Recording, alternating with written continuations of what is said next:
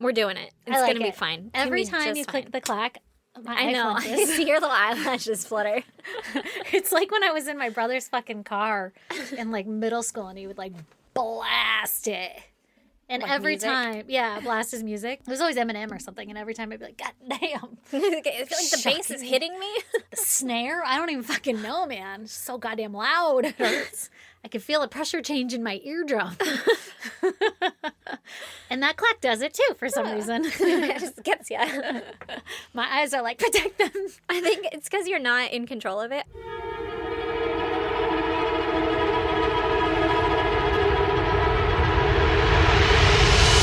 God damn! Anyway, you want to hit me with your goddamn? I sure do. Okay. I have time traveled successfully. I fucking knew it was going to be something like this because Aaron said you're going to hate me for my goddamn. Did you get to see aliens? No, I didn't get to see aliens. I bought the game Pokopia, and I have lost so many fucking days. Oh my god. It's I'm like so jealous. Pokemon, Animal Crossing, and I've been up till like 2 a.m. Yeah, you got to complete all your quests Oh or my whatever. god, I've done so much. I have like 2 worlds completely finished. I know you're very familiar Wow. with the game. I am not, but I'm impressed. You catch Pokemon and you build them habitats and then they show up and you're like, yeah, I got fucking Graveler, right? Yeah, And then yeah. my kids made their own accounts, so I'm like, you gotta go, whatever. Let me teach show you them how to do it. Yeah. Oh man, it's taken up so much of my life. I haven't gotten shit done. I'm so jealous. I know. Do you know that that's all I want to do right now because I have family in town and I'm like, I need like a day of couch rot with a video game at this point. Oh my god, it's the best one. I'm so jealous. Come over, hang out, play with me. Well, I need to catch up on Stardew Valley. I was in the middle of like 6 quests. I probably need to get some chickens or some shit Right? for my farm. Mm-hmm. I never played Stardew Valley. I never did till recently, and it's addicting. I'll bet I would be quite addicted to it. But I just paid fucking $700 for this game. So now I'm like, well, I have to do it forever to make it worth Obviously, it, right? Best part is Stardew Valley was like $10. I love that. Actually, I just got one of my kids the Poppy's Playtime, the first chapter. Yeah. Have you ever heard of Poppy's Playtime with Huggy Wuggy and all that shit? Yeah. It's Isn't the it younger terrifying? one. The younger one. He was like, I really want Poppy's Playtime. He wanted chapter 5, which is like $60. And I was like, you can have chapter 1 and you can play in succession to get the storyline because that's what kind of nerdy mom you have. You need to understand the plot, okay? Yeah. You're lucky I don't make you play side-scrolling Mario before I give you the real one. Absolutely. And so he got chapter 1 for like $5. And this fool knew how to do all of it just based off of the YouTubes he'd watched. Because it's Hell like yeah. kind of like escape the room kind of stuff. Like you look around the room, it gives you clues to the code to get out of stuff and what you Yeah. got to do next. And they're all little puzzles, which I fucking love. Right. But then there's just like this creepy layer of like jump scare that's in it. Ugh. Yeah, anyway, so watching my kid just navigate all this, he was getting a little ragey though, you know, because you got to do it just right. And he's fucking 6. So Yeah, it's yeah. he's really young for the game. But he's already seen it all, so he's not creeped out by it. I'm like, let's watch the VHS. He's like, don't worry about it. This is where you get your fucking arm at. I'm like, how do you know this already? What is going on? He's like, I'm just going to do a speed run real quick. Yeah. And then when it gets to the scary part, he'll be like, Mom, can you help me? Aww. He's like, you look at it. Yeah. Huggy Wuggy is chasing me. Oh, no, that's scary. I know. It's so cute. That's funny. Even But- baby girl, she's gotten into the Pokemon thing. But I love it. I mean, I'm so surprised with their little hands and the controllers. What they can do. Yeah, the honestly. dexterity on them and stuff. Like, she knows how to do it all. She just can't read. So I have to be like, That's the worst part. That's why we have literally all the fucking Pokemon games. But then when we got them, yep, my same thing. older kid could barely read, like not enough to be able to get it. So they've No. just been sitting there. I'm like, you have a treasure trove of fun shit now that you can Right. read. My kid, he played them all still. He just couldn't read. And then half the time he'd be like, I don't know, just like, why What is it do I not have to progressing? do? And Well, like, that's what would happen. And then my kid would lose interest. And then Yeah. I'd be like, I don't know. I didn't read it. So I have no idea. and what they you're just supposed mash to through A. Like, Yeah. are we done here? I'm Cool. like, I don't know. I don't know what do. you're supposed to do. I Pretty couldn't sure you're read supposed to either. go somewhere and catch something and then bring it back here in battle. But Yeah, but no idea what. Yeah. But baby girl is like into the storyline. So I she's like, love let me it. talk to the professor. What's he saying? And I'm like, Yeah. he said okay, just he fucking said go. the same shit that you just clicked on him about. Yeah, it's all the same 3 options. You want to hear my goddamn? I sure do. Well, one, I have family in town, and so we've been really busy. And then we had all these plans to go swimming and all this other shit. And at 4:30 in the morning, my son, my older one, woke up and he goes, and I quote, Mom, I sharted. Oh no. Sorry, baby, if you're listening to this years later, I'm sure you have never sharted again before in your life ever. But also, I hover on the line of like, don't say sharded. You know, I mean, like it's a shit. That's the part of it. Yeah, but like, what else would you call it? You know, Like a skid mark. I don't know. He's Mom, I pooped my pants. Yeah, he doesn't want to say that. So he was like 4:30 in the morning. Mom, I sharded, and I was desperately trying to pretend I was still asleep so Lee would You're get like, it. maybe Lee will get it. And he did. Lee sat up like, what? And then he's like, can I take a shower? And Lee's like, yeah. And I was like, oh, poor little guy. At least he Aw. knows what it was, you know? But like he was saying he didn't feel good earlier, so it must be that. And then while he's getting ready to get in the shower, I hear the sounds of vomiting. And my older son, for whatever reason, has a history of never making it into the toilet or bucket or whatever. Yeah. And so I sit up and I have a bird's eye view, like straight fucking beeline view of what's happening. And my son is just standing in the middle of the bathroom, throwing up right on the ground. And Lee just turns. Why? Like, turn to the toilet. Honestly, it's right there. one step to the toilet. It's right there. I have a small bathroom. It's not that far. He did not. He did not even the sink. He was right in front of the sink. He stepped back from the sink to throw up on the floor. On the rug. And he's. Do you have a rug?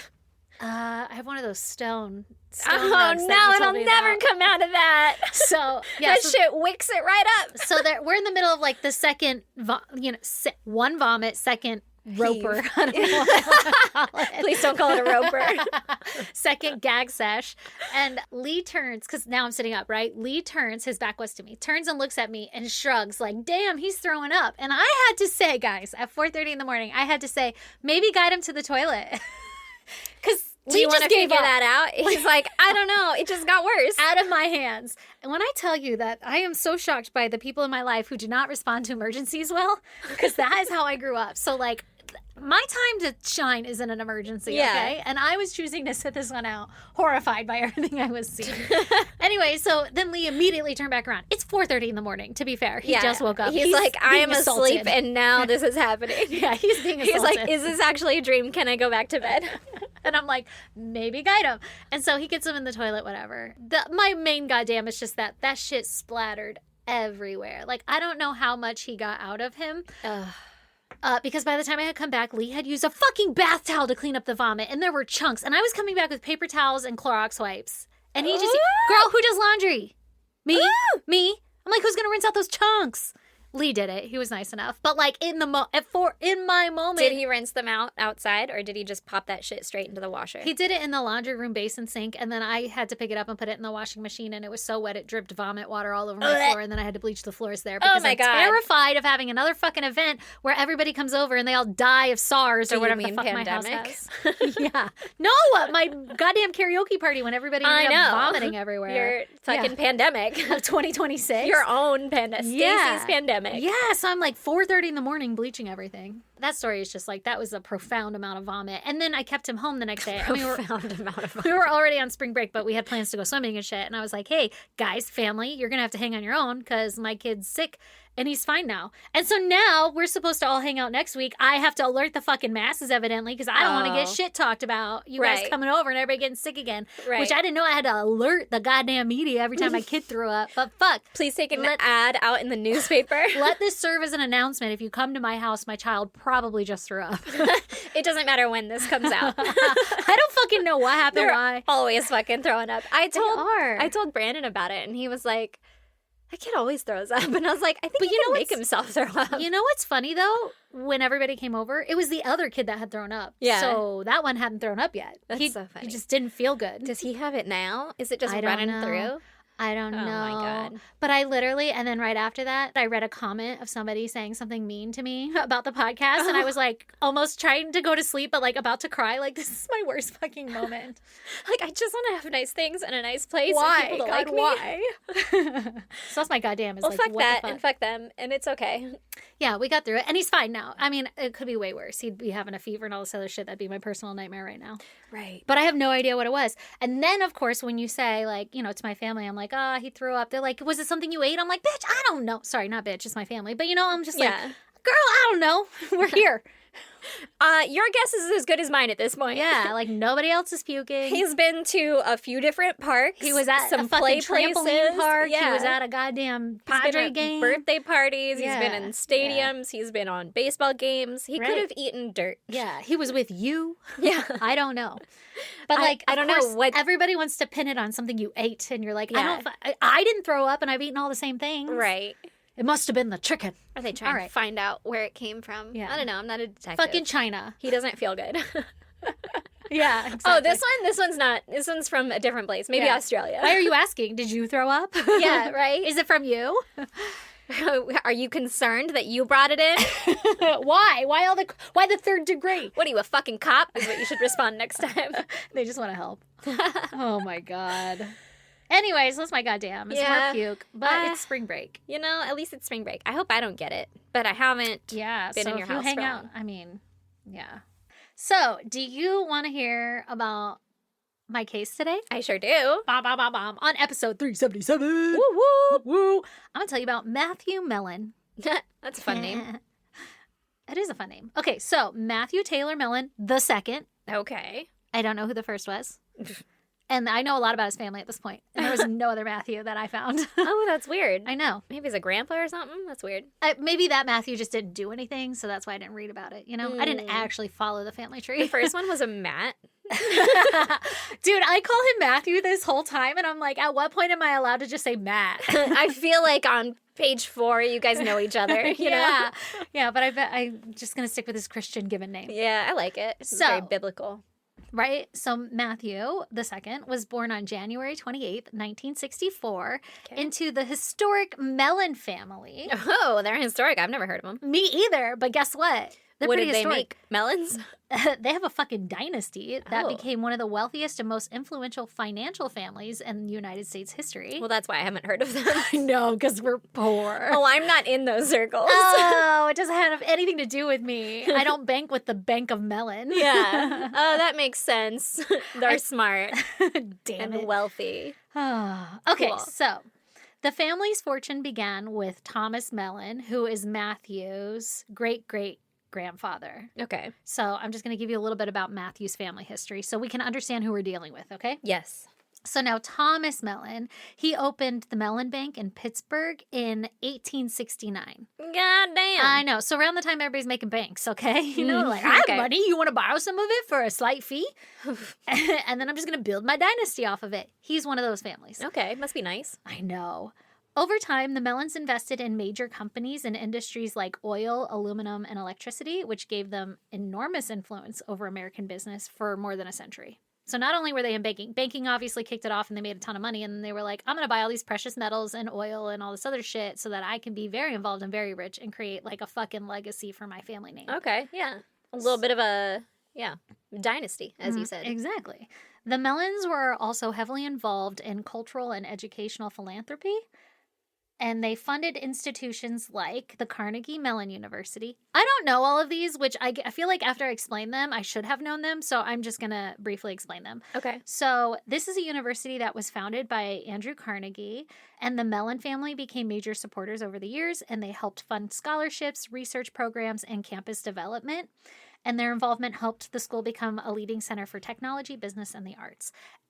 I'm learning a lot about these families that have a lot of influence just because of money. So they're like, I'm going to give you money to research things I'm interested in. And it's crazy how much that has influenced our entire culture because it's just like what rich people are interested in Yeah. and what they can benefit from. Yeah. And then we're like, scientific breakthrough because they had billions of dollars to invest in this one idea that now they've invested in and they're going to go make their billions back on. Yeah. But has anybody tried like realistic problems? Yeah, right. Like fucking world hunger and Right. affordable rent. That's not something that rich people care about. They don't care about it at all, which is wild to me. And I understand we live in a, capitalist society, but it's just like, wow. Right. When you right. actually teach yourself this shit, you're like, that's great. But if it's very easy how we got here. make it easy for them to buy houses, then I can't become a landlord baron or whatever. Then I can't own the fucking land. slumlord. Land is like the number one thing these people want. Yeah. The other thing that the Mellon family invested in was the National Gallery of Art. Oh, fun. So I love that you know what it is because I was like, what is the National Gallery of Art? I don't know what it is. Oh, It okay. just sounds fun. I was like, this art major, of course you would know. Nope. Okay, so Andrew Mellon, who is Matthew's great-great-uncle, he donated a large portion of his art collection and funds to create Washington, D.C.'s Museum of fucking Art. Okay. So there's like Picasso and crazy ass shit because this was just some rich dude who liked art, who collected a lot of it, and he donated it to Washington, D.C. to make an entire fucking art gallery. He just needed somewhere to put it. Exactly. Yeah. Exactly. And he could afford the building. And then he was like, if I donate it to you, though, then you have to run it. Yeah, and then pay me the proceeds. Yeah. No, it's free to the public, though. So I don't actually really know what's going on Tuesdays. Here. Or why or what. And I'm sure. I do know, though, that art dealings is also a big thing that people with like money laundering and shit, they do. So they'll be like, oh, I'm purchasing art from this prestigious guy, and here's all the money for the art. And there's really like not real art involved. Or maybe there is real art involved, but also there's other shady, weird shit like, you know, sex trafficking and shit going on. Right. The other part of that is art is only worth what someone's willing to pay for it. And you can't say, like, I could fucking, this cross stitch, that's beautiful, that's priceless. handmade, that's whatever, it's priceless. I would never sell You could sell it for $1,000 or you could sell it for $10. $20, whatever someone will buy be willing it for. to pay. I know, isn't that crazy? And if you owe someone money, you could buy their art and funnel a lot of money. That's exactly the point. Yeah. Right. Okay. So I'm glad you're thinking the same way I am. Okay. Because it's fucking crazy how these families have so much goddamn influence. Okay. So some really rich great uncle donates all this money, makes the fucking National Mall Art Museum, whatever it's called. So that makes essentially, it's making art available to everybody because it's free, right? Yeah. So very noble. Very. But you and I are like, I see it. Okay. I see what you're doing. So Andrew W. Mellon also had a foundation created. This was a major philanthropic organization set up by the Mellon family to support education, higher learning, arts, and cultural institutions. Mm-hmm. It provides grants and funding to universities, museums, and initiatives that preserve history and promote knowledge. Okay. Again, these are all very admirable things, but like, you know, you could also control then what is happening. But also, I'm going to funnel some shit through here. Yeah. So basically, the Mellon family used their wealth not just for business, but to shape American education and culture, leaving a lasting legacy beyond finance. Okay. One of the most famous family members was Andrew Mellon, who, like I said, was Thomas's great-great-uncle, and he served as the U.S. Secretary of Treasury from 1921 to 1932 under Presidents Harding, Coolidge, and Hoover. So he was, like, involved in government, okay? Got it. He advocated for major tax cuts for wealthy individuals and corporations, surprise, surprise, believing that the money invested by the rich would trickle down and benefit the entire economy. Sure, if you don't let billions sit in a bank account. The whole trickle-down theory. Yeah, exactly.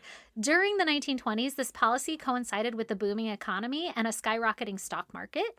However, when the Great Depression hit in 1929, critics argued that Andrew Mellon's policies favored the wealthy and failed to protect ordinary Americans, which sparked a lot of controversy, which we're still in today. Yeah, it's shocking. So this guy's family has a direct impact on that, okay? Yeah. So now Matthew's father, his name is Carl Mellon. I don't know why that makes me happy. It's spelled the same way as Carl's, too, with a K. So Carl Mellon, he lived a quieter life than the other Mellon family members, and he focused on hands-on work rather than finance. Okay. So he worked as a truck driver. Which likely... He's like a billionaire and he's a truck driver? Well, I guess someone's got to take the kids from here to there. Someone's got to do something.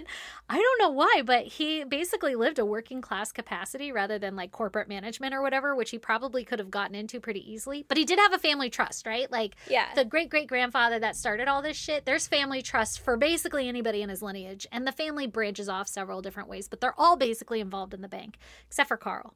Yeah. Carl's just kind of like, anyway, I drive trucks. You've all met that guy. He just wants to live out in the middle of the desert. Yeah. He bought a rig. Right. He's got a wife. Yep. Sometimes she comes with him on his long hauls. Exactly. He also worked as a fisherman, operating or helping on commercial fishing boats. How you fun. know, like fucking gone for a couple months, just out there on the seas. Okay. That's crazy. Honestly, I could see this. If I was a rich person, I'd just do excursions Pick what you like want. that. Yeah. Anyway, take care of the kids. I'm gone. Yeah. So Carl's choice of work contributed to his modest personal estate compared to the rest of the family, right? Like the rest of the family had the trust, but they were also making millions in the company. Yeah. And Carl had the trust, but was just basic lifestyle. Yeah. Well, I'm sure fancy for us, but, comparatively. He could afford anything he wanted, but he was living modestly. Right. More modestly than a mansion, anyway. Exactly. Well, I don't even know. They probably did have a mansion. To our standards, probably. I know, right? So, Carl tragically died by suicide by gunshot wound Uh-oh. in 1983 at the age of 45.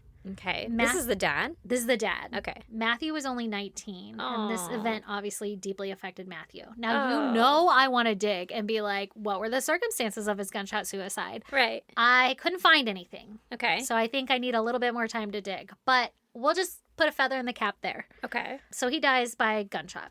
And that was the truck driver guy. That was the truck driver guy. Modest. Like Carl that everybody wants to be friends with. Right. Matthew's dad. Okay. He dies by suicide. Matthew's only 19 when it happens. Why?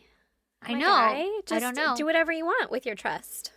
I don't know. There was not a lot of information about what was going on, so I'm not sure why. But you know me. I love a good conspiracy theory, so my brain goes, uh-oh, maybe somebody got into something bad. Mm-hmm. Yeah. And somebody was after him for some reason. Or maybe he had mental health issues and he just offed himself. He's just depressed, yeah. Don't know. So the circumstances around Carl's death fueled rumor and misunderstanding about the family wealth, with some assuming secret caches of money were hidden somewhere. But in fact, his reported estate was not nearly as large as outsiders imagined.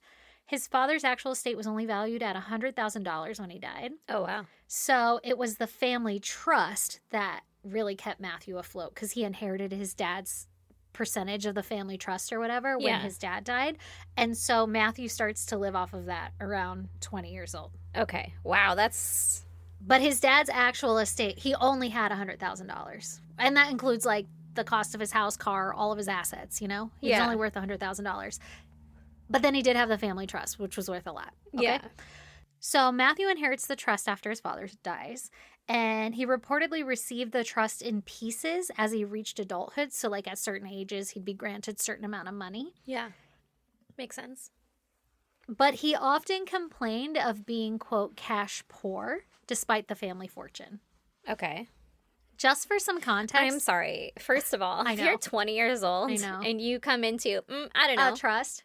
A family trust, a dynasty trust. Your father, your suicided father's home and his rig, you know? Like, fuck you. I know. But I digress. It gets better. So just for some context, I think Matthew got like $25 million or something like that when he turned 21. So that was just one trust payout. He's got a fuck ton of money. And that was in the 83s or something, right? So $25 million in the 80s is insane.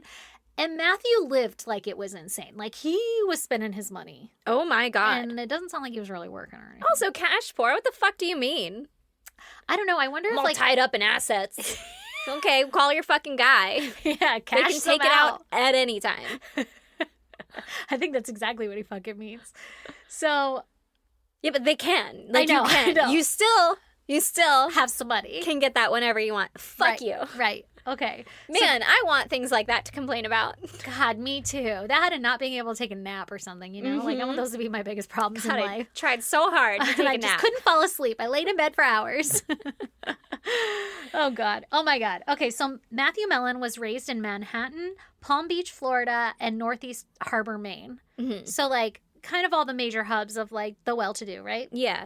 And he attended the Phelps School and later studied management at the Wharton School of the University of Pennsylvania.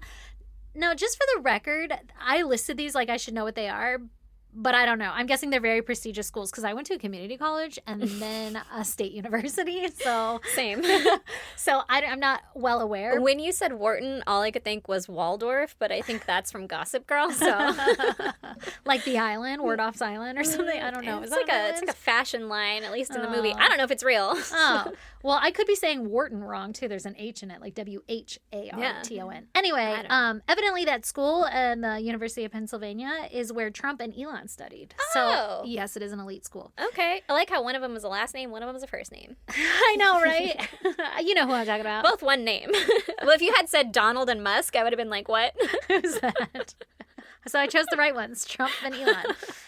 And much to my dismay, I did not want to mention them.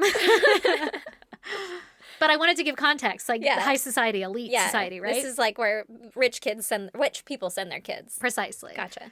For much of his earlier life, Matthew struggled with substance addiction and reported living, quote, cash poor, like I said, despite inheriting his trust fund. Okay, well, drug dealers don't take card. Right? At least not in the 80s. He basically blew through his inheritance the second he got it. Oh, no. And he was like the party guy, known for dabbling in cocaine, and he really likes OxyContin. Okay. So, like, he has an opioid addiction. Ugh. He spent, I think I read something that said, like, he was taking 80 pills a day at one point, and that's a lot of money, and he had it.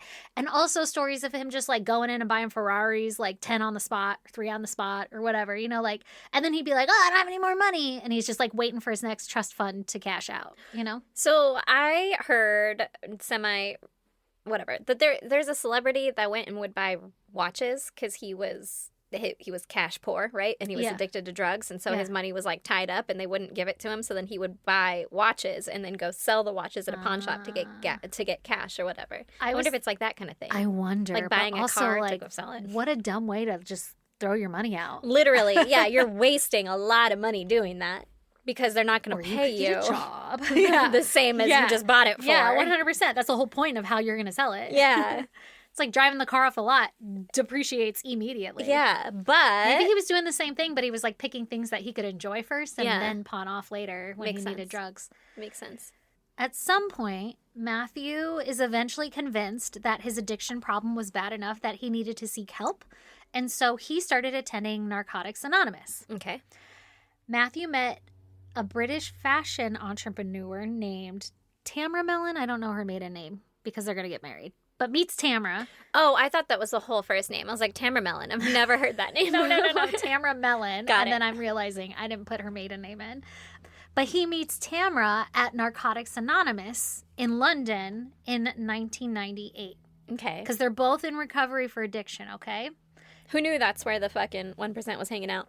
I know, at some fancy place in London. Now, all this other story... I don't know if Narcotics Anonymous is a fancy place. But... Well, it gets fancy. Hold on. I think it is a fancy Narcotics Anonymous place. It's because for they're the all wealthy. fancy people. Yeah. So Tamra, turns out, she was already building her career in fashion when they met, and she had worked at Vogue and co-founded the luxury footwear brand Jimmy Choo. Oh. In 1996. Okay. So she was already very wealthy at this point. Never mind. I thought he was just picking up a junkie girlfriend, No. And I was like, damn, she's like, what, Pretty Womaning it? Yeah, no. She actually had already had her empire around for 2 years when Matthew shows up. Okay. So the couple married in 1999 in a lavish ceremony at Blenheim Palace in England. Well, it's a palace. Yeah, right? And it was attended by high-profile guests from the fashion and entertainment world, cementing their status as a power couple. Yes. Okay? Think of this as like Tom Cruise's wedding. You know, like it was a big deal. A lot of names there. Yes. In 2002, they welcomed their daughter, Araminta Mellon, affectionately known as Minty. Oh, that's cute. I know. Adding a new chapter to their high-profile life. Despite their glamorous public image, personal struggles followed behind closed doors. Both Matthew and Tamra had histories of addiction, and while she remained committed to sobriety, Matthew struggled to stay sober, and his issues intensified over time. Their marriage began to deteriorate not long after Minty's birth, as Matthew reportedly relapsed into drug use and erratic behavior. Yeah, well, a newborn kid isn't going to make your drug addiction any better. Drug addiction No, you're like, you know what would help if I just knocked out this whole day? Yeah, if I was high, I wouldn't be able to hear her screaming. Yeah, that would be great. Oh, God. Obviously, this put a strain on their relationship and the family life and dynamic. By 2003, Tamra Mellon had filed for divorce amid escalating personal tensions, and the couple officially divorced in 2005 after several years of legal wrangling and publicity. Now, during their divorce, Tamra alleged that Matthew had hired a private detective through an investigation agency to obtain unauthorized access to her financial information. The claim was that Matthew engaged a London-based firm called Active Investigation Services, or AIS, to conduct snooping or cyber surveillance on Tamra's financial records and computer system. Allegedly, all through their marriage, Matthew was super paranoid that Tamra was hiding money from him in several different accounts, and when the divorce came, he thought she was hiding how much money she actually had, and so he hired this firm to get the truth, right? Okay. Now, he's described as very paranoid. Like, anytime he gets money, he's very paranoid that somebody's going to get it. He's also described as very friendly and nice and that people take advantage of him. So it sounds like his paranoia is kind of on par. Yeah. But also, drugs will increase your paranoia anyway. Right. And if you've been burned once, you're going to be thinking about it a lot. Sure. And then consider the fact, too, that Tamara's making her own empire, tons of money. And if he's blowing through his own, she would probably be putting some aside. Yeah, like this man is crazy. I can't, responsibly let him have access to this. Yeah, makes sense. It turns out that this firm that he had hired was using illegal tactics to try to break into their subjects' accounts, like trying to install Trojanware onto computers through junk email links, like click on it. And then this Trojanware would then monitor your keystrokes. So in theory, when you go log into your bank account, they now have your keystrokes so that they can get in and see how much money you actually have, right? Okay. Now, Tamara was smart and she never clicked on any of these links, but this is how she suspected something was up. Yeah. And remember, they make a lot of money together, or rather, she's making some money. So she's like, hey, this is a red flag. They're getting a divorce. She brings it up. She's like, hey, this is pretty fucked up. What's going on here? To him? Well, in court, right? Okay. To her lawyer. She was like, I think he's doing some illegal things here. Like, we need to check this out. These claims obviously make their way into the divorce proceedings. And when Tamara made these allegations, I guess it caught the attention of the UK law, because this is all happening in the UK, which I don't know where they were living. I should have probably put that down. I thought you were going to say you don't know where the UK is. And I was like, oh, no, don't admit that. It's just over there. Yeah, over there. No. Just that I didn't really track when they were moving and all that other stuff. Okay. Anyway, but at this time, they're in the UK. And it seems like most of their relationship happens here, because if you'll remember, Narcotics Anonymous was in like London or something where they met. So the UK law enforcement is like, excuse the fuck out of me. There's an agency around here doing some illegal shit. We need to check that out. Can't do that. And so they launch an investigation separate from the divorce proceedings. Remember, his last name is Mellon. So in this elite world, this is high profile shit. This is all over the news. Like, you can go on Getty Images and search Matthew Mellon, and it's images of him going in and out of court at this time. And doing a lot of other fancy parties. But, just to give you, again, the context of what we're dealing with. The UK law enforcement launches an investigation into the agency, and what do you know? They were true. And all of the clients of the agency, including the private detectives that worked there, out of all of them that were doing this illegal shit, only Matthew was arrested for this fraud. Wow. So in the middle of his divorce, he gets arrested, and he's like basically put on trial for doing illegal tactics to get information. But also... Okay. I mean, he was paying them to do it, although they shouldn't have been doing it either, but it's the guy in charge that should be. Sure, but it's weird that, like, nobody else got in trouble, right? Yeah. There should at least be fines or something. Right. Like a regulation put on it. To other people? Yeah. So, but he got fucking arrested and brought in. Like, you're going to have to answer to this. That's intense. Prosecutors charged Mellon with conspiring to cause unauthorized modification of computer material, essentially accusing him of trying to use investigators to break into or hack into Tamara's accounts to uncover hidden financial details. Although Tamara made these claims in support of her divorce, when the UK arrested Matthew for the charges, Tamara was like, hold up, that's not what I wanted. Like, that's not at all. Like, that doesn't serve her best interest either, because, we want him to still be free and make money and everything so we can figure out this divorce and yada, yada. And be done. Have custody of a kid and all this other stuff. Like, I'm not trying to do that. I'm just saying he's I want him crazy I want and him to unhinged. stop doing this. Yeah. I didn't want him to be arrested. Exactly. So Tamara Mellon actually testified in court on Matthew's behalf, basically saying that he wasn't smart enough to hack into her computer on his own, and that he wasn't smart enough to know that that's what investigators were doing when he hired them. Like, and to know that those are illegal things. Like, he asked and just, like, they did he just it. They hired shouldn't them. have done it. But he didn't know what they were going to do. He was just like, or fine, that it was illegal. Money. Yeah.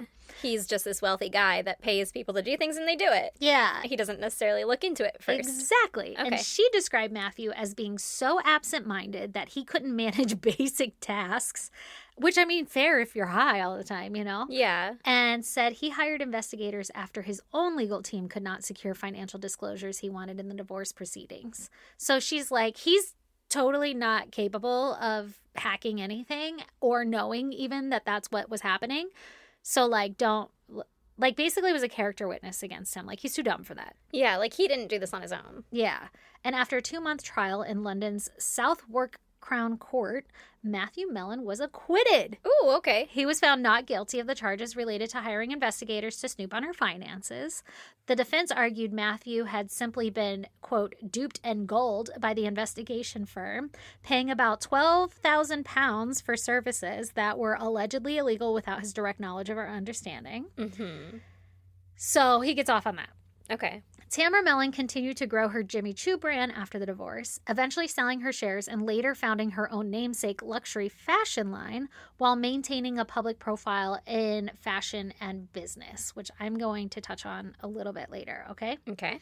After his highly publicized divorce from Tamara, Matthew's life shifted focus from elite social circles to new relationships and emerging financial ventures that I'm about to tell you about. Okay. He soon became involved with Nicole Hanley, who is a New York-based designer and socialite. They reportedly met around 2006, bonding over fashion design and shared social circles, and their relationship gradually became serious over the following years. Matthew and Nicole married in June of 2010 at a stylish and intimate ceremony held at designer Diane von Furstenberg's estate in the Bahamas. God damn. Attended by close family members and friends. During their marriage, they lived in luxurious residences in New York and were active in high society, with Nicole pursuing her career as a designer. Again, he's really attracted to these fashion designers. She launched a fashion line initially called Matthew Mellon and later rebranded it as the Hanley Collection. So if anybody's into fashion and you know who that is, that's who we're dealing with. I feel like Jimmy Choo's the only... I don't know anything about fashion, but I'm like, the red shoe. Yeah. Those aren't them, right? Oh, are they not? No, I think that's Louboutins or something. But Jimmy Choo's are nice. They're Jimmy Choo shoes. I thought Jimmy Choo always had the red bottom. I think that's... I don't know how to say it. Oh, okay. Anyway, so see, I don't even know about that. So the couple had 2 children together, a son named Force Mellon and a daughter named Olympia Mellon. Okay. I had to get them both out so you can address them both at the same time. Force? Yeah, force. Like Salesforce. Okay. Like Space Force. Space Force. Like forcing people to do something. Okay. Yeah. So we got Force and Olympia. You know that they were like, we got to have strong names. Yeah. There's our strong names. What is this? The fucking gods or some shit? I don't know. But then we have Minty, too. I like Minty, though. That's cute. I do, too. It's a cute little nickname. So, very unconventional names. Yes. But fun. In May of 2011, in New York, Matthew became the chairman of the Republican Party's Finance Committee. Ooh. Placing him in a formal fundraising leadership role within the party's estate apparatus. Right? Okay, you know who I would not want in charge of finance stuff? Maybe a drug dealer who binges all his money on drugs and Ferraris. And is on record for being absent-minded. And was just in a scandal about using, illegal tactics to get information. Yeah. Girl, I'm just saying, everything about Matthew Mellon is like, he was just a quirky rich guy who knew how to have some fun and, whatever. And I'm like, I kind of think that maybe there's more involved. This nepotism goes deep. Yeah. He is involved in a lot of high society elite circles, right? Through his wives, through just his name alone. Yeah. And those aren't really mentioned that much. But we're all in this Jeffrey Epstein world thing where we're seeing all the recipes on how everybody works. And I'm like, 100% this guy is involved. Yeah. Well, he was certainly not qualified for the role in the very least, Right. He doesn't have the credentials. He just has the family name. For that. Yeah, he has the family name and he has the network for it, which apparently is all you fucking need. And I'm looking at this as another useful idiot, right? Put him in a role to get what we need. We're going to use his name to get funding and for the Republican face Party. Of it, so if it ever crashes down, it's just him that goes away. It's all on him. Yeah. He'll be the one in trouble. And also, we can now get money from people who support our ideology and who can further what we want to accomplish on the Republican Party. Yeah. Which has gone interesting directions lately, right? In the last 5 years. Interesting is an interesting way to put it. That's what I'll say for now. So, now he's basically the fucking chairman of the fundraising committee for the Republican Party. Okay. In this position, his main responsibility was to lead major fundraising efforts, helping to secure high-dollar contributions from wealthy donors and influential individuals for the party's campaigns and political activities. Mm-hmm. He's like, you know what this party needs? Cocaine. More coke. That's really why they liked him. They were like, dude knows how to throw a fun party. Have you seen his party favors, though? Cocaine and pills. The table settings are made of cocaine. You could just write off the mirror. So serving as the finance chairman meant that he was at the center of the GOP fundraising in New York, connecting donors and political operatives and helping shape the party's financial strategy.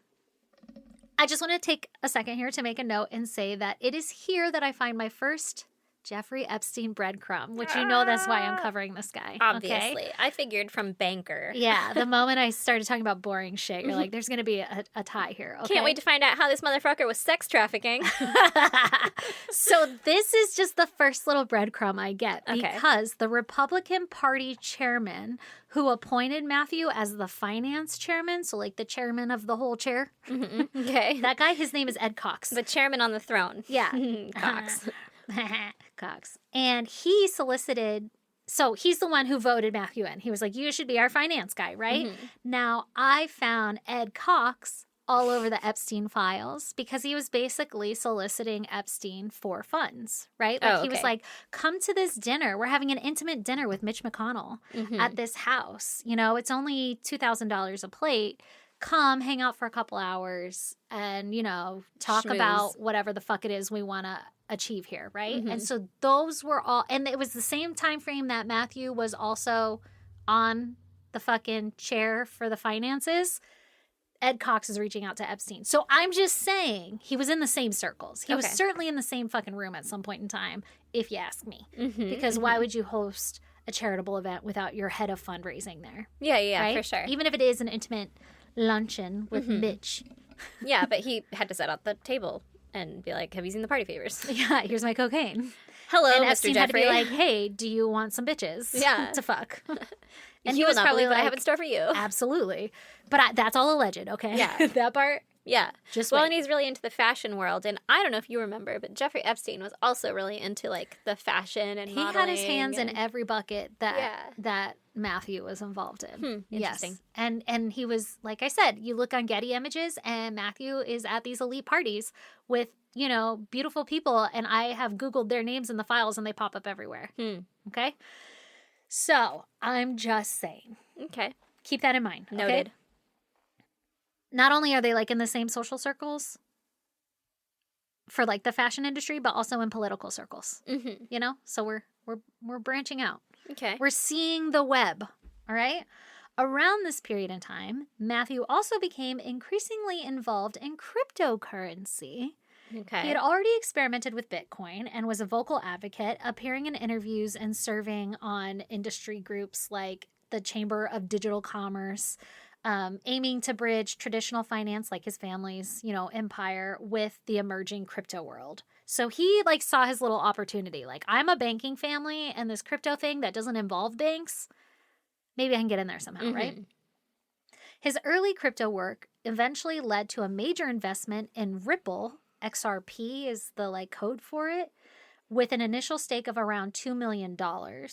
Now, Ripple... Just a small loan. Just a small little investment. Now, Ripple XRP was different from other cryptocurrencies because it was designed to work with banks and financial institutions to move the money around quicker and cheaper, like across borders and shit, rather than replacing them like many other cryptocurrencies. So other cryptocurrencies don't use a bank, but this cryptocurrency did use a bank. So he was like, I'm going to invest in that. And I think it was like, for like one coin was like 0.0000001 cent. So like $2 million got him a fuck ton of shares of XRP. Okay.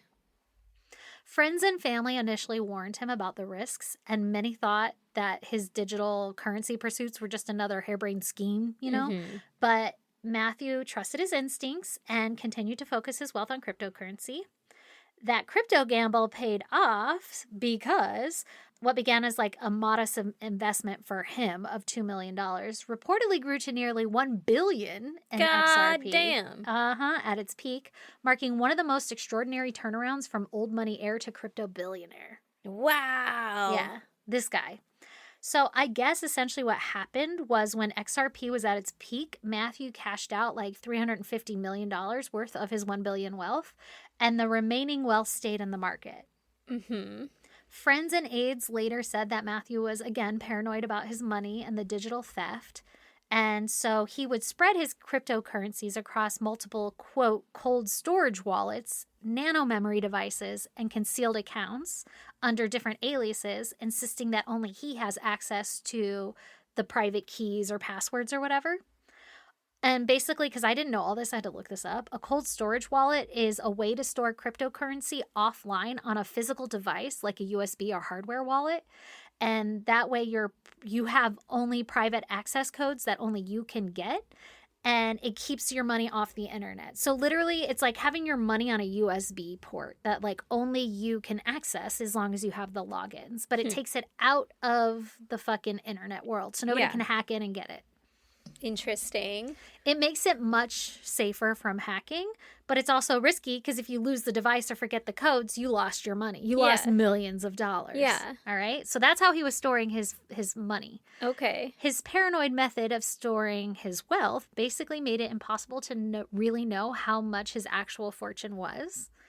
While Matthew's crypto success was unfolding, his marriage with Nicole faced challenges. Uh-oh. And by May of 2015, tensions had emerged, reportedly due to personal differences, quote unquote. But I'm going to go ahead and guess, like, drugs. Yeah. And probably a stockpile of USBs under the mattress or whatever. Right, exactly. And, like, your high-risk behavior going on here. Paranoia. Like, just fucking throwing $2 million out there to the wind. Like, great that paid off, but... Yeah, but, like, this is kind of stressful to live with. Honestly, too, like, every time I hear about Bitcoin, I just know about the scam of where, essentially, it's like what Trump did, where it's like, oh, come invest in my coin, and everybody comes and floods it in thinking they're going to make money, and then they cash out at the peak, take all the funds, and then everybody else is fucked, right? Yeah, that's not how everything works, right? But, like, the idea being that they cash out at the peak because they have information as to when the peak is coming and everything, so I'm like, I wonder if that's what happened here, but I don't know. So fucking crazy, but also that would kind of explain why he's okay throwing up $2 million, like if he knew it was going to be okay. But also it sounds like he's crazy, so who knows? Yeah, I mean, taking a risk, and also $2 million, like that's, to him, I would guess, isn't that much money. Like it is just a small little loan or a small little investment. Yeah, hopefully it'll pay off, maybe, yeah. So back to Nicole and him. The couple briefly attempted to reconcile in June of 2015, but by August... they decided to permanently part ways. And obviously divorce proceedings followed, with both continuing to co-parent Force in Olympia. Okay. And it was not nearly as dramatic as his divorce with Tamara. Okay. Matthew's post-crypto life was marked by lavish luxury. He rented multi-$100,000 homes. He employed armed bodyguards. And he was buying multiple luxury cars and other high-end items. But his paranoia also deepened about the security of his money and that people were trying to get after him. I guess he had like this assistant that was very young but pretty close to him, like spent like the last, 5 years of his life, spoiler alert, with him. And he was crazy paranoid, and he was very like erratic, like would just spend an insane amount of money, but he was like the nicest guy too. So it's an interesting little world of like, was his paranoia valid? It could have been, but also he was crazy. So who knows? So it's this interesting like little peek into the world. And even he is like, I don't really know. It's just an eccentric guy. Yeah, I guess. So as Matthew's wealth grew, it placed him in the same elite financial ecosystem as some of the most powerful institutions in the world. And that world has recently come under intense scrutiny, particularly in connection with Jeffrey Epstein's financial network. Okay? Yeah. So a U.S. Senate investigation led by Ron Wyden, I don't know this guy, but he's obviously some senator or some shit that started this investigation.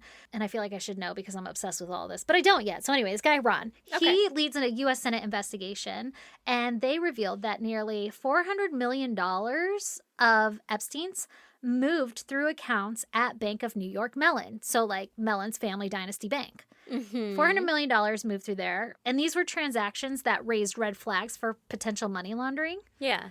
The investigation into Jeffrey Epstein's financial network was formally launched in 2022 as part of the broader, like, follow the money effort to see how the banks may have enabled his operations. Like, this is all very recent, right? Yeah. We're all just now caring and being like, the fuck, why wasn't this investigation? And so they're like, oh, yeah, we saw all the writing on the wall, and we saw all the red flags, just nobody flagged it. Exactly. So that's exactly where this is going. Because they weren't supposed to flag it, because they were paid to not to. What? Exactly. So all the victims are like, follow the money, follow the money, follow the money. This senator is like, we're going to follow the money. And they started following it, and they were like, and they were like, oh, wait, that's my friends. Oh, fuck. Yeah. Stop following the money. That New York Bank of Mellon. Look over here. Yeah, obviously didn't do what they were supposed to do. Also JP Morgan, Bank of America, other major banks too, right? Yeah. Okay, but just because this pertains to our story. Mm-hmm. Yeah. So they discovered that in 2019, internal filings from the Bank of New York Mellon had already identified that Epstein moved approximately $378 million through only 270 wire transfers. So that's over $1 million for each transfer, Okay. right? Yet many of these transactions were not reported to authorities at the time they occurred. Investigators found that the transfers often showed classic warning signs of suspicious financial activity, including large round number payments, repeated transfers, and patterns consistent with structuring often associated with money laundering, which I'm guessing is like take one out today, take one out next Friday, take one out, whatever. You know, like you do it in a pattern to get all the money you actually need, but you don't want to trigger the bank. Yeah, you don't want to do it all at once. Right. In some cases, Epstein reportedly made multiple $1 million wire transfers in short succession, raising further questions about the purpose of the intended recipients of the funds, right? Like, why are they getting paid so much all the time from you? Despite these red flags, the bank did not file suspicious activity reports, which they're obligated to do, in real time. Instead, they waited until 2019 to file them, which is when Epstein died, and more than a decade after some of the transaction actions had actually taken place. That was my question. Yeah. What the fuck? So they waited till he died, and then they were like, oh, yeah, that guy was doing a lot of fishy stuff, so I don't get in trouble, I'm gonna go ahead and report it now. But they were like, they were doing this shit like fucking over 10 years ago. What? Yeah. Well, now that he's dead, I don't mind because he's not going to come after me, or I won't be benefiting from him anymore. So. Right. Like, I'm not going to lose all that money I was making. He's not going to stop doing it because he's dead. He already stopped. Yep. The investigation is focused not just on Epstein himself, but on whether major financial institutions failed in their legal obligation to flag and report suspicious activities, which we know they did, potentially allowing his network to operate unchecked, right? So the whole argument here is if these banks had been doing their job, this, like, so many victims wouldn't be victims right now. Yeah. This would have been stopped. So if rich people actually had competent people in charge right. of their empire. Instead of, like, their Nepo babies. Instead of a space case. Who just want more money. Addicted to drugs. Yeah. Which, for the record, Matthew never really was in the banking world, evidently, that I found. They didn't really explain that he worked there or anything. So, so just keep that in your mind, okay? Okay, sure. So obviously, this whole investigation is a probe to try to find records tied to Epstein's associate to determine who knew what and when, right? So they're already like, there was some suspicious shit now. We want to know who at your bank was helping Epstein do all this and get away with it. Who's not flagging it. And who with Epstein was getting money from it. You know, like, this is weird. Keep following the money. Now, I read something that said basically the Mellon Bank isn't, like, cooperating. Like, they keep asking, like, if you search in the files too, I found an email. I didn't put it in my sources, but there was an email that said, like, still waiting on Mellon Bank to get back to us. Like, they're just ignoring their requests for, like, legal documentation. Can't do that. They're stringing the U.S. government along. Okay. Well. Or the Senate U.S. whatever investigators. I don't know what that is. Anyway, so as of today, March of 2026, there has been no final verdict or criminal ruling against the Bank of New York Mellon tied to this investigation, and no definitive conclusion about intent or wrongdoing at the executive level at the bank. Okay. However, the lack of clear resolution and, like, you know, providing of files and stuff has only fueled further concern as key financial records remain difficult to access and investigators continue to push for greater transparency from both banks and the U.S. Treasury. So basically they're, like, investigating but not getting any information, and so it's still open and they're still digging, but they're having a hard time because nobody's complying. Well, they're digging as in, like, they sent another email on Monday? I guess. Shit. Because arrest them all. Yeah, I know. Arrest them what all. are we doing? Until they comply. And then take over. A hostile takeover and look at their records. What the fuck? I like it. I don't understand why we'll do this everywhere else. It's because they're all involved. It's because they're all involved. I know. I guess I do It's because we have one senator on the U.S. Senate or whatever that's like, we're going to investigate. And he's probably got 3 supporters. And the rest of them are all hired by AIPAC. Like, no, don't look over there. And they're just saying, hey, don't answer that email. We'll protect you. Don't worry. That's fucking So they're not crazy. answering. That's all my speculation. Okay, so somebody go get a job there. Work your way up. Infiltrate from the inside. Do you know that I dream about that? Coming from the corporate world, I'm like... You're like, I'd release so many emails. I would let so many lab mice go free. Right? Yeah. I don't know. They all just got out. It's so weird. Their cages were all open this morning when I came in. How strange. That's so odd. This one had Ebola. Isn't that weird? It's out now. Probably shouldn't have been playing with that. Yeah. Stop playing God, damn it. Oh my God. So the investigation into the bank, it remains ongoing as of now, meaning the full extent of how Epstein moved money through the global financial system and who may have enabled it is still not completely known. So basically, I'm telling you, the Matthews family bank is, likely, definitely, for sure, enabled Jeffrey Epstein to sex traffic and do all his little operations. And we just don't know who yet from the family or any executives or whatever, if it's not direct line of the family, who supported or who was responsible. But we do know that Matthew was tromping in the same social circles and the same government circles as Epstein. So it's not that far-fetched that maybe he could have had some sort of influence over whether or not Epstein got caught. Okay, fair. But we don't know. Okay, so that's a stretch. I realize. Not a hard line. Okay. It's a stretch. I'm just saying, it's wet outside. It might be raining. All right. So, in fact, when I search Matthew Mellon's name in the Epstein library on the DOJ website, you only get a few hits, okay? One email is sent to Jeffrey Epstein in October of 2014. Okay. And the email's from a man named Eunuch Ernest, who turns out is a founder of EDO Foundation, which I guess is a nonprofit focused on education and community development in Haiti, particularly building schools and supporting children in underserved areas. And in the email, Eunuch lists Matthew Mellon in a long list of high-profile individuals like Ben Affleck, Sean Penn, Spike Lee, and other prominent banking dynasty names that I didn't list. Those are banking dynasty names? Or No. Those are just like famous people, elite circle of celebrities or whatever that I named off. Okay. The list was very long, and I didn't want to look up every one of them. But there's like banking people, there's business people, there's celebrities. I listed the ones I recognized, just a few. There were more, but that's what I wrote. Okay.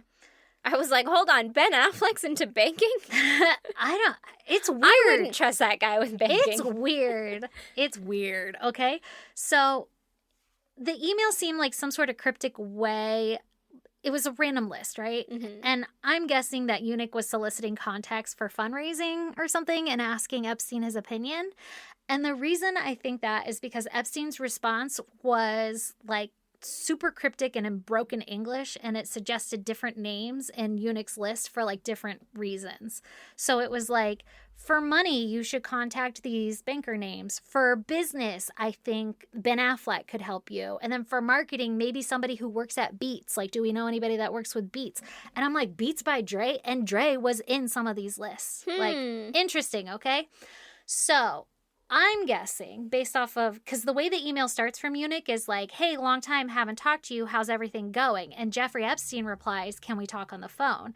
And then Eunuch replies back, here's the list. And it's just like a list of like 30 fucking names. Okay. And then Epstein replies, use this person for business, this person for that. But it's so fucking broken. And half of it's misspelled. It's almost like he was in a rush in the dark or something. But also it seems like, I'm not that interested. Here's my half-ass advice. Let's move on.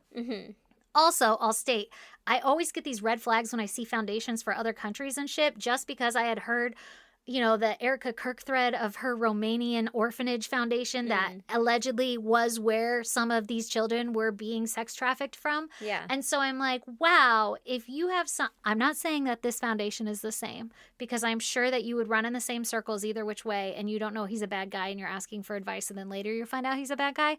But I'm just saying, if it is a known fraud where you're like, oh, we have this foundation that we put money into and then we pull it out under the guise of helping education, whatever, but really we're trafficking these children. It's paying for lunches for these elite people, like it's not being used for the right reason. Yeah. That happens all the time. Yeah. So I'm like, that's weird. And that's a cryptic answer. And that's really fucking weird. It's just really weird.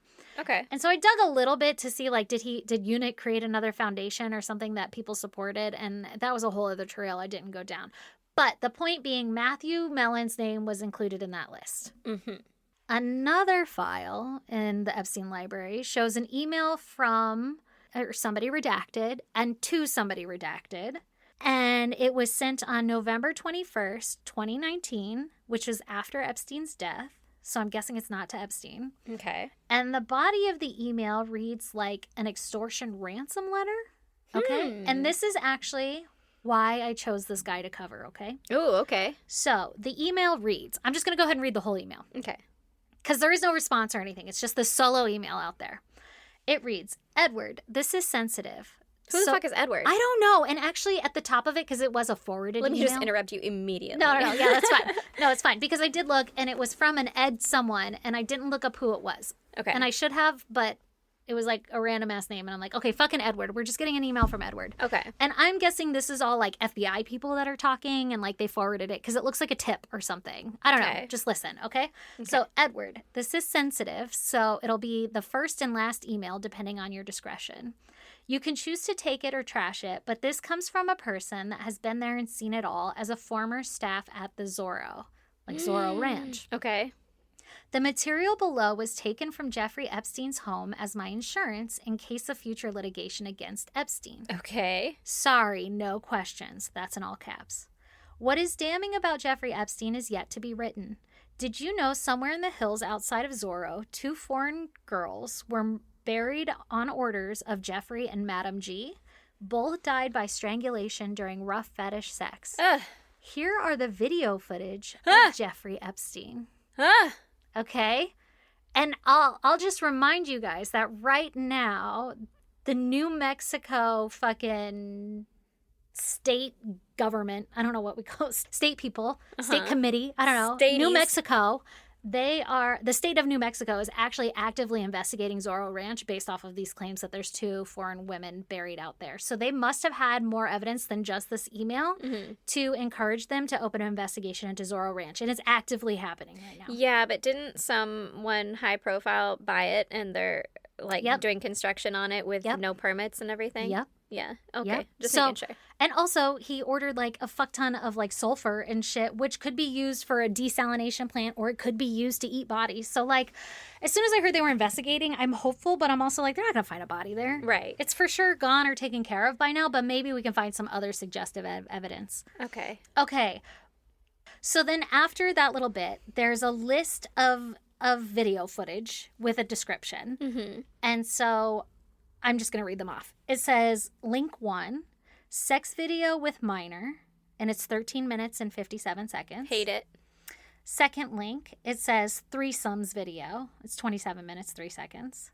Third link is 12 minutes, 54 seconds, and it says threesome video again. Fourth link says underage girl sex video, and it's 19 minutes, 22 seconds. Imagine the audacity you have to fucking label this shit with like, here's my illegal shit that I'm doing. Underage. I know. I know that porn is labeled that way and everything, but like hypothetically, they're all supposed to be 18. They just look young or something, right? That's what they all say. Yeah. But like to your own fucking personal files? This person has child porn on a USB device and is like, this may be my first or last email, but I'm telling you about this. I have all this shit, and I did this as collateral in case there was any future investigations. I don't want to get in trouble as working at Zorro Ranch, so here's all my evidence against him. By the way, I'll oust him for everything else that you haven't even touched on yet. Yeah. Here's all my evidence. Oh, my God. Okay. The fifth link, it says, underage girl Matthew Mellon video. Oh. That's why I was like, who the fuck's Matthew Mellon? Yeah. And that's how we got here. He's a banking dynasty guy that traveled in all these circles. And allegedly, there is a 7-minute and 31-second video of him having sex with underage girls. And it's used as collateral in this email. Okay? Okay. You know, he was married to 2 high-profile women in the fashion industry. You would think that he could... satiated. Yeah, that he could get, I don't know... And they were beautiful. A woman. He was a very handsome man. A girl. Yeah, he kind of looks like a little, like, hoity-toity. Like, his hair is very, like... Sure, but, like... Nice. Go to a bar. Ew, he combs it. Gross. Ew, I hate it. He looks nice. And he was what really into fashion. Gel, you fucking nerd? He was really into fashion himself. In fact, when I first saw the first image I saw of him, I thought of Jean-Luc Brunel. I was like, oh, he looks like a gay fashion guy. You know? Like, yeah. I guess he was very straight. And, well, maybe not very. I don't know all his stories, but I mean, he did like women. If he liked evidently underage ones. Young women, then they are and said he has to look 2 girls himself. like boys. Gross. And this is alleged. Okay, but it is in the files. So then there's a 6th link that just says underage girl rape fantasy video. That's 23 minutes and 48 seconds. Whose fantasy was that? Because it wasn't the underage girls. I know. And the 7th link is 15 minutes and 19 seconds, and it says girl from Bay Area suicide attempt confession to Madam G audio. The fuck? The fuck. Now, I remember reading somewhere also, who the fuck is Madam G? Ghislaine. Maxwell. Ghislaine Maxwell. Oh, that makes sense. Yes. Some people call her Madam G. Madam Ghislaine. That's fucking gross. Yeah, it's gross. You know well, she was a madam. Yeah. She was a madam. Yeah. I mean, if you have the name. Okay, so the next little sentence says, please arrange for 1 Bitcoin by 6 p.m. today, Thursday, November 22nd, 2019, to this wallet address, and it gives the address. And then it says the USB will be sent anonymously to your attention by overnight courier upon receipt of the funds. You have my assurance this is exclusive, never shared before, no attorneys, no samples, no questions. Please confirm ASAP. That's the only email. There's no reply. There's no follow-up. There's no details on if this is real or not. But it was sent in 2019, in November of 2019, which would have been a couple months after his death. Now, remember when I covered, Stephen Hoffenberg. The guy that ended up in jail because he was doing nefarious financial activities that he learned from Epstein, and then Epstein didn't get in trouble. And then he sat in jail, and then like 3 months after getting out of jail, he was like, hey man, I'm going to go after him. Yeah. Now, this person, I don't know if it's a guy or girl, is claiming to have been a former worker at Zorro, so maybe not Stephen Hoffenberg, but like interesting timing. You know, everybody was coming out of the woodworks a couple months after Epstein died. Yeah. To be like, hey. I'm sure they were all thinking, this is about to be investigated, and I have my hands in everything. Yeah. And then it didn't. Yeah. So. That's the power of rich people. A little bit more about the Epstein files. If you search Tamara Mellon in the files, you find a bunch of hits on Tamara Mellon, right? Okay. Yeah. Most of the emails with Tamara Mellon's name hit just showed that Jeffrey Epstein was subscribed to her fashion company's newsletter, because if you'll remember, she had her own fashion company. But if you dig a little deeper, there's more like intimate knowledge of her. In one of the emails, Jeffrey describes Tamara as a good friend of Ghislaine Maxwell. And so like he's talking with somebody about some party they're going to have in St. Barth's or whatever. And he's like, and they're like, hey, can I invite Tamara? And he's like, Tamara's a friend of Ghislaine. She's more than welcome. It also shows that Epstein received several other invites to events with Tamara, some of which seem to have been confirmed that he attended, because then there would be follow-up emails. Jeffrey Epstein has a lot of these emails from his like secretaries or whatever, where it would be like, this is the date, these are the events, and these are the time. It's just like a Microsoft Word draft kind of thing, nothing very official. But then it would be like, 8 p.m. on this day, here's the address, the Tamara luncheon or whatever. And then I would find another email of an invite saying, come to lunch with Tamara and discuss this, an intimate lunch, blah, blah, blah, whatever.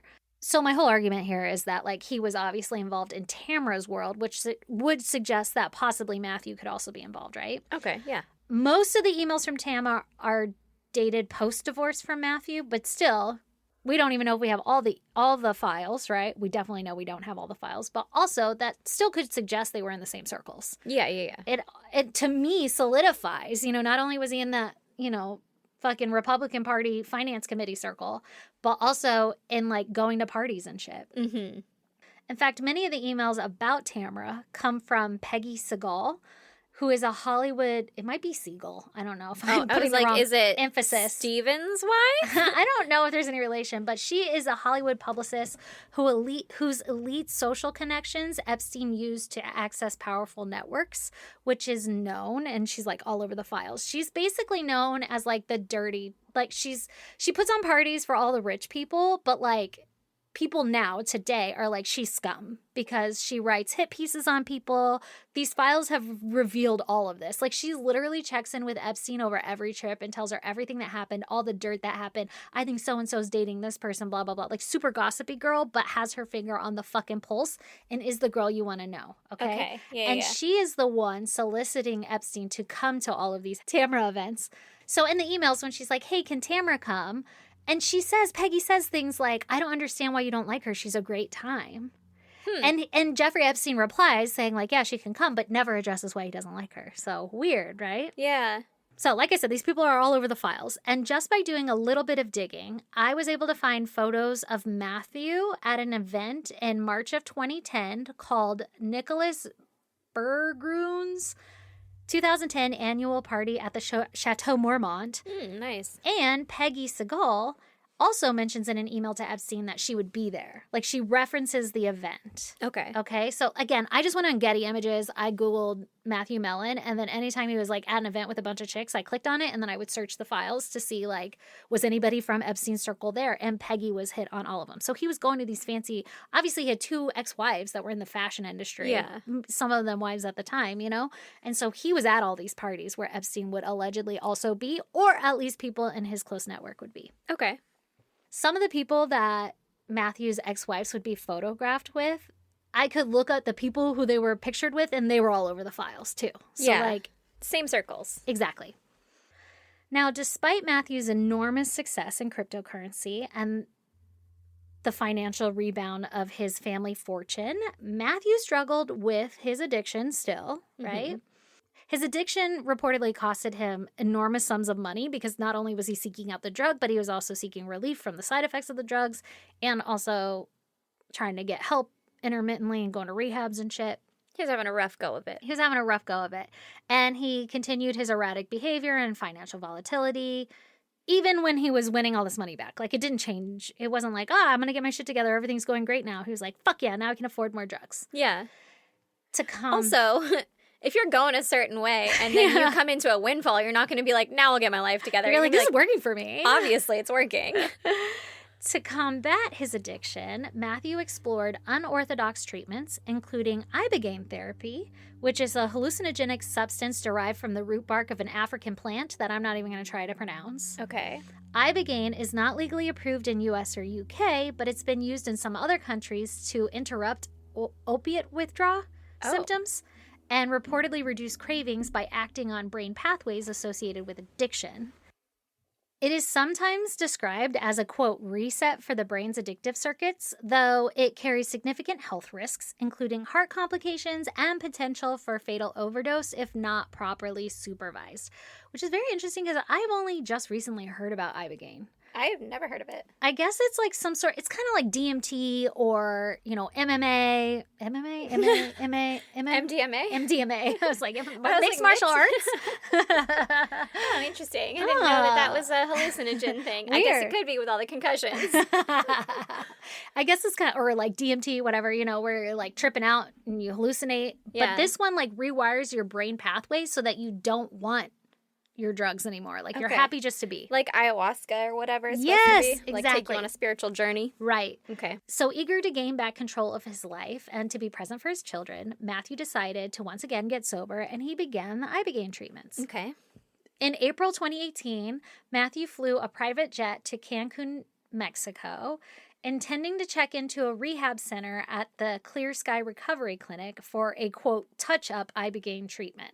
I guess, like, you do these and you have to, like, you know, every once in a while retouch, like, remember that you still love life again. Like, go trip real quick to remember. It's a subscription service to life. Exactly.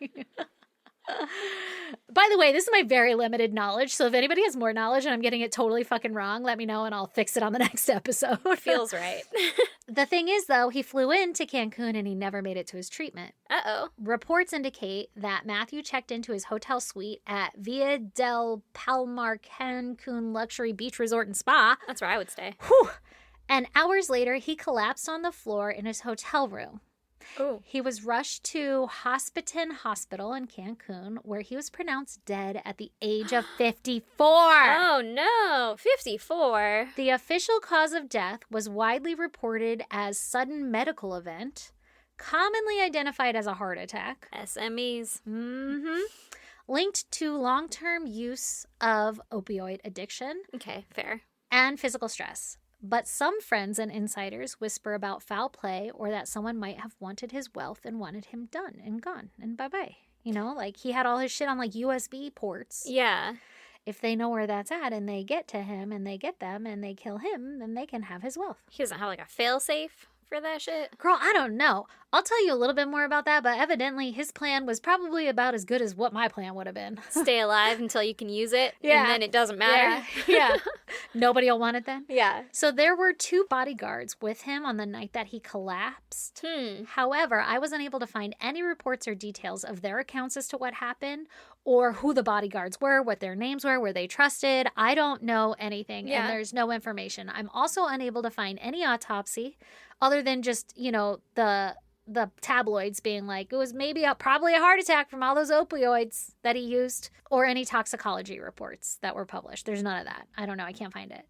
Allegedly, he had been sober 70 days at this point. Oh, wow. And he was dating Kik Kennedy, who is RFK Jr.'s daughter and a member of the Kennedy dynasty, obviously, in the months leading to his death. I think they were dating for like 4 months. Wow. She was reportedly devastated by his death, obviously, I guess.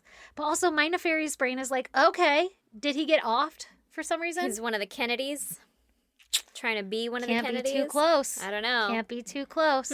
So Matthew Mellon told friends that his fortune was hidden across dozens of secret accounts, right? With access codes stored in bank vaults around the U.S.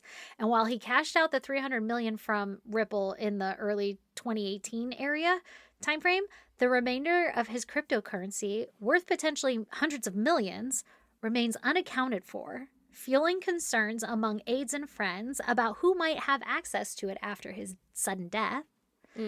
Allegedly, after his death, it came out that literally all of his fortune was in those accounts, and Matthew was actually in a ton of debt, and he had a ton of unpaid taxes, so the estate needed access to those things to pay it back.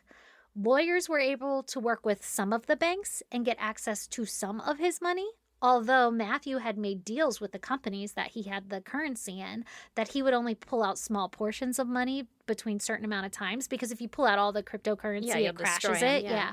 And so it took the estate 3 years of slowly pulling from these to pay back what he owed in back taxes and everything. You know what's crazy is that rich people will be rich and then suddenly have no money and be poor, and everyone around them just floats them forever. Isn't that fucking crazy? Anyway, like so that's the end. I have no idea if his 3 children got any fucking money out of the deal.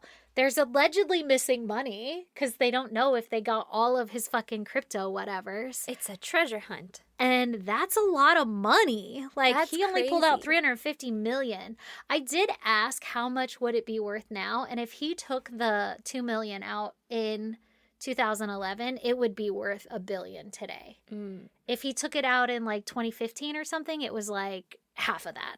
Or, something like that. So he cashed out when it was high. That's crazy. And it still sounds like it's doing well enough that it would be worth money. I was wondering if it totally crashed and now nobody cares about those crypto keys. Right. I doubt it. I'm sure it's at least worth millions. Well, still. It sounds like it still is. Yeah.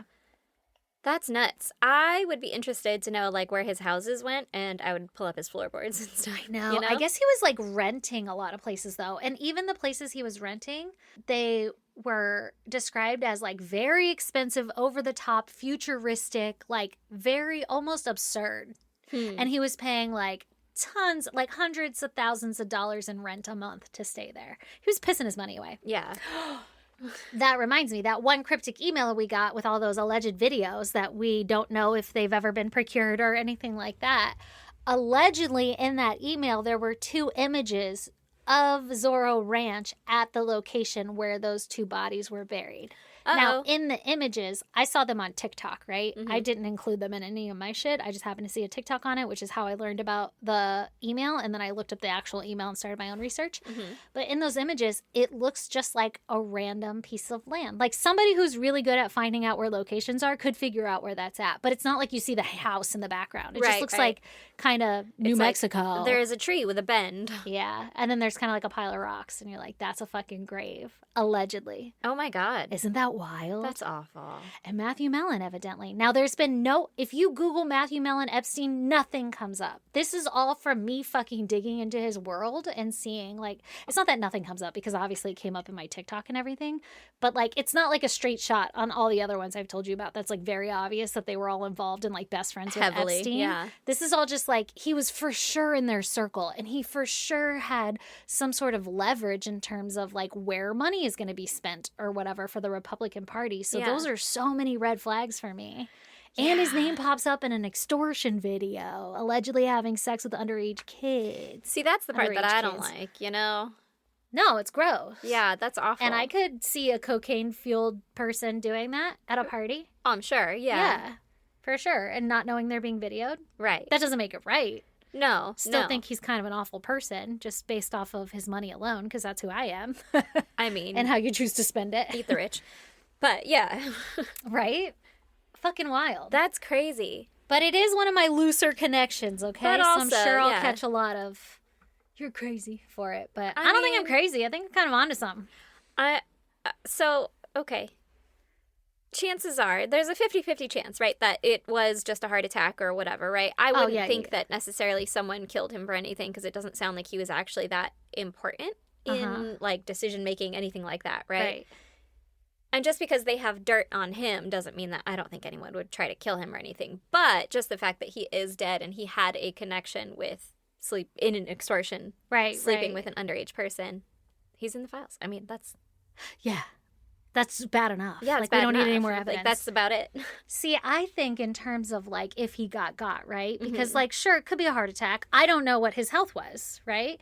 I mean, if he's a drug addict since he was 20, right? Like, things have, like, your ticker's got to be not working, right? Yeah, your body has, like, there's wear and tear. But then I have family members who smoked their entire fucking life, and they didn't get a goddamn spot of cancer. And they like, my grandpa could be riddled with it, though. Died with a fucking aneurysm. And I'm like, wow, that's a random way to get you. I mean, it could have just been that the cancer didn't get him yet. Like, it could be in there, and he's like, he just takes shallow breaths sometimes. Yeah, that's weird. Maybe, but also, my point being is I also know that heart attacks are kind of one of the, like, telltale signs of being got. Like, there's things that they can give you and slip you that will look like a heart attack. Yeah. I've even heard about these, like, and a lot of people used to get, is the word inoculated when you get, like, a shot? Yeah. Like, in the military, they used to do, like, this air version to where they didn't need a needle. It was just a gun. Yeah. And they put it on your arm and pull the trigger, and it's such a high blast of air, it goes right into you. Ugh.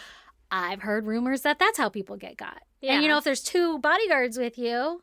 Maybe he did collapse. Maybe it really was all heart, but there's some unanswered questions, right? Like, who were they?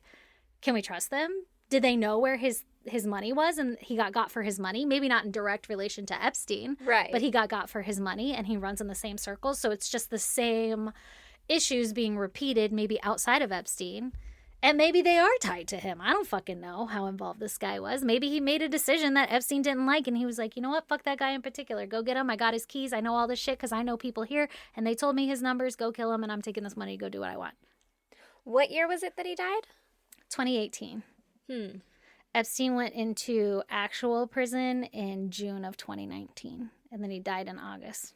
No, July of 2019, and then he died in August. He wasn't even in jail for like a month when he died.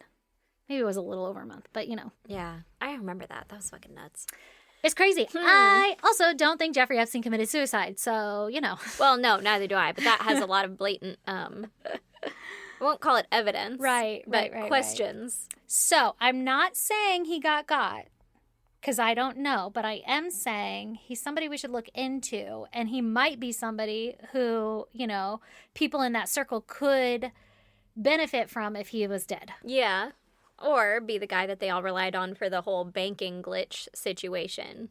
Like, could be, yeah. It sounds... See, to although me... he wasn't really into banking. I know, that's the part. It's funny because, like, his whole family's in banking, so you would think he has some leverage somewhere. And in my head, I'm like, he probably wasn't doing that. I don't know, though, because he could have had pull on his family, for sure. To just be like, hey, fucking Kelly. Yeah. Let this one go through. He definitely could. Yeah, so who knows? But I'm just saying, ew. Yeah, ew is for fucking sure. Oh my gosh. So, if you guys want to check out whatever pictures we conjure up for this case, you should go to our... Are we doing that? We're doing it. Okay. We're going to get it right back in there. I was like, should I say this anymore? Yes, you should. Because I have so many of them made. I got into this thing where I was like, well, I don't want to post it because then I'll have to post the next one and it's not for this week. So, at one point, I'm just going to post a shit ton of them at one time. Smart. Just also, so you can knows. schedule it. Yeah, that's not how I went and made them, because I was like, ooh, I'm behind. So then I made them, and then I just saved them. So it doesn't even matter anymore. No. Like, they've already happened. There's no scheduling. They're back. Yeah, like it should have come out already. And then now I'm at that point where I'm like, it's too late. I don't want to put out this one. I'm in too deep. Because I have all these ones that are missing. So at one point, I'm just going to put out all of them together and then hope that I stay on top. And they'll eventually check out pictures pertaining to this case. Yes. So if you guys want to check out pictures pertaining to this case or whatever the fuck we conjure up, you should go to our social media. We're on Instagram, X, Facebook, and TikTok. Our handle is at ISGD Podcast. If you want to support your two favorite podcast hosts, you should join us on Patreon, where we offer 3 different levels of subscriptions where you get different content. Like for $1, you get an extra episode every month and access to all of our back episodes. Or for $7, you can get unedited audio if you want to be a part of whatever the fuck happens to make this show. Or if you're like, audio's not enough, I need to see those crazy lady faces, then go to our $10 tier, where you get access to unedited video. And we do this every week, so you're getting access to a shit ton of content. Hell yeah. And we would love you forever, because it's what keeps us afloat. Also, if you want to email us, you could do that at isgdpodcast@gmail.com, or you can snail mail us at P.O. Box 2764, Spring Valley, California, 91979. Also, I saw an email that there was something taken out of the safe locker or something like that. Got it. Okay, cool. It was personal. Oh, okay. Shit keeps getting stolen from my mailbox. Oh, how strange. So now I send it to the P.O. Box. Oh, that's really smart. Did you get them rings? Yeah, I did. Good. Okay. Anyway, bye, guys. Bye.